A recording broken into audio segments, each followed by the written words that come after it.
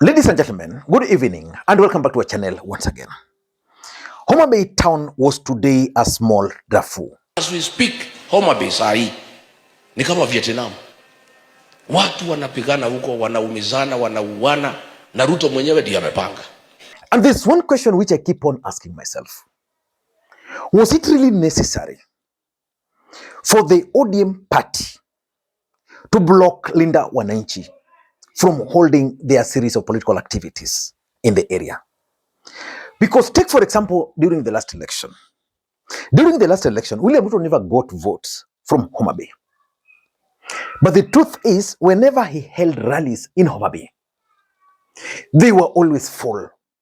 I remember there was this particular one he held in Kindu. I personally believed that William Ruto was going to take or to get serious votes from there. But when the actual voting took place, he never got votes. So sometimes Kenyans just show up, for example, to watch the convoy, or maybe to see face to face for the first time some of the leaders they've been seeing on their screens. I remember sometimes back in 2017, when I was still participating actively in political activities, there was a day we went to Kiambu. And then people came there just to see Raila Odinga. Because this is a man they've been seeing on TV. And they were like, hey, kumbe baba ni myang hivi. Why is it so black?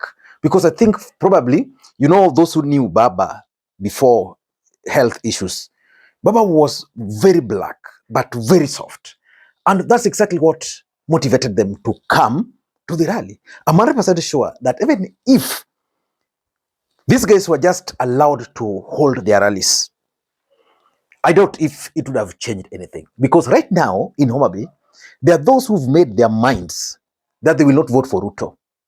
So whether you do what, that's what they'll do. They'll wake up in the morning, go and vote against Ruto. And also there are those who have made up their mind that because of what they've seen William Ruto doing for them, they're actually going to vote for him. For example, you saw the road they used. That's a typical case of political marginalization. And they believe that William Ruto has been trying to fix some of those issues. Ladies and gentlemen, in this video, I want to talk about something which Rigathi Gachagua said, because for me it's significant, politically speaking. Is William Ruto behind the attacks on Linda Mwananchi? Because Rigathi is accusing William Ruto of personally and physically organizing this event. That William Ruto was in Kisumu here on Friday, and then he left. Ladies and gentlemen, listen to Rigathi Gachagua. Kenya imekuwa nchi ya wahuni, Goons. Ndio wanavamia watu kila pahali. As we speak, Homa Bay sahi ni kama Vietnam. Watu wanapigana huko, wanaumizana, wanauana, na Ruto mwenyewe ndiye amepanga. Amelala hapo Kisumu siku ya Alhamisi. Amepanga hiyo vita yote. Friday ametoka na ndege, ameenda kujificha Dubai, watu wauane. Ndio asiulizwe. Hata hii tumepigwa Nakuru, yeye ndiye mwenye kupanga. Sasa tumekuwa nchi, rais mwenyewe ambaye alikula kiapo ya kulinda maisha ya Wakenya na mali yao, mwenyewe ndio anapanga Goons, na polisi wanaangalia tu. Wanaangalia. Polisi wamenipigia hapo asubuhi. Unajua sasa polisi wamepata mtu ya kueleza maneno. Polisi karibu 95% wako nyuma ya Rigiji. Ile maneno yote Ruto anapanga wananiambia. Hapo pahali naitwa Bita. Huko Homa Bay. Naitwa Bita. Hapo Bita iko gang ya watu 7. Inaongozwa na mtu anaitwa Abdi Hussein Sebo. Polisi wakajua ndio wanapanga vita iko leo. Wakashikwa na polisi. Ruto mwenyewe akapiga simu akasema waachiliwe. Wakaambiwa muendelee. Sasa usiku wamevamia hoteli inaitwa Tourist Hotel. Wakitafuta watu ya Linda Mwananchi. Wamama walikuwa huko na watoto wamewaumiza na wamechoma hiyo hoteli. Na rais ndio mwenye kupanga. Alafu ametoroka, ameenda Dubai. Hapo tumefika Nakuru Town West, amepanga na hii mjumbe anaitwa Arama. Now let us be honest. Do you think, in your own opinion, that William Ruto personally organize the chaos? If you're to ask me, I don't think so. But first of all, two things. Number one, it's convenient for Rigathi Gachagua to actually accuse William Ruto of goonship, which is currently rearing its ugly head in the country. And Rigathi is right, because William Ruto is the president of the Republic of Kenya. And being the president of the Republic of Kenya, it is expected that this kind of goonship should not happen. But I doubt if he is the one who organized the Homa Bay one. I'm going to explain what I know about the Homa Bay one. Number two, what would William Ruto benefit from the chaos in Homa Bay? I'm reading the comments online. There are those who believe that ODM is trying to protect their territory. But will that help President William Ruto's re-election bid?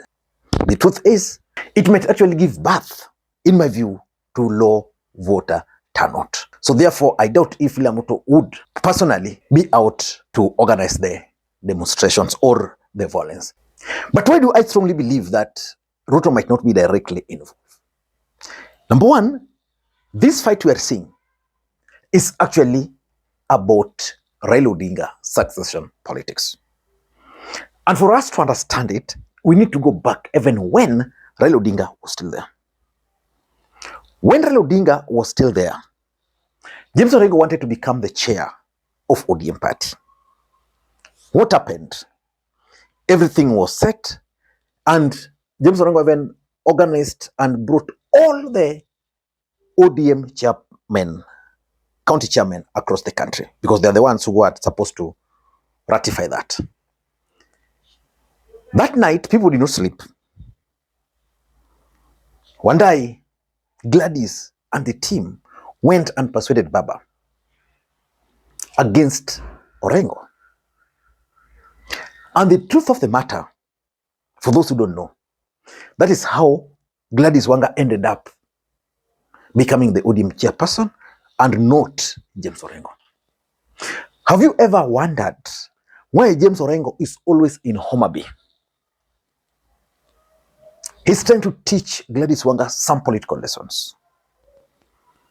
So this war today, in my view, I think Gladys Wanga was also prepared for it.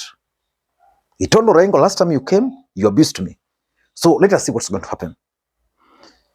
For those who know Homa Bay, Nyandiwa is in Karilo Mundi's constituency. And Nyandiwa is part of his clan. Then Sindo is also there. But Gladys Wanga wants to ensure that they don't access town. I'm looking at my time, and it's almost getting into darkness. It's around 6. I don't know whether it would make sense for them to even try to reach town that late, because people will suffer.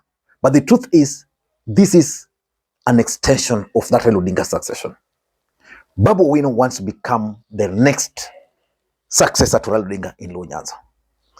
If you believe that, there's also a gentleman who is very soft, strategically working, called Dr. Raymond Omolo.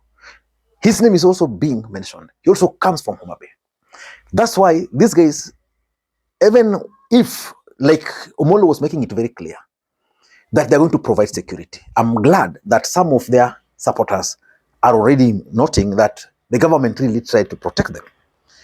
But he's being accused. Always they're accusing him because of that Raila Odinga succession politics.